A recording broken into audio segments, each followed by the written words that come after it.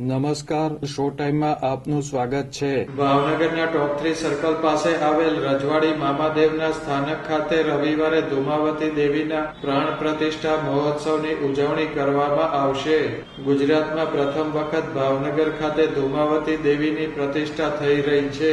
આ અંગે મામાદેવ સ્થાનકના રવિબાપુએ માહિતી આપી હતી કે ગુજરાતમાં પહેલી વખત માં ધુમાવતી દેવીની મૂર્તિની પ્રાણ પ્રતિષ્ઠા રજવાડી મામાના સાનિધ્યમાં થઈ રહી છે. તારીખ 22/6/2026 અને સોમવારે મૂર્તિની પ્રાણ પ્રતિષ્ઠા થઈ રહી છે. તો તમામ ભક્તોને, તમામ ભાઈઓને મારું આમંત્રણ છે કે જરૂર દર્શન કરવા માટે તમે પધારજો. 10 મહાવિદ્યાની દેવી છે, વિધવા દેવી છે. એમાં સ્ત્રીને શનિવાર સિવાય દર્શન કરવાની પરમિશન નથી. ફક્ત ને ફક્ત પુરુષોને જ દર્શન કરવા માટે થઈને આવું, એવું અમારું ભાવભર્યું આમંત્રણ છે. જય રજવાડી મામા, જય માતાજી. શું કાર્યક્રમ છે પ્રાણ પ્રતિષ્ઠાની? પ્રાણ પ્રતિષ્ઠાની અંદર એની પ્રાણ પ્રતિષ્ઠા છે.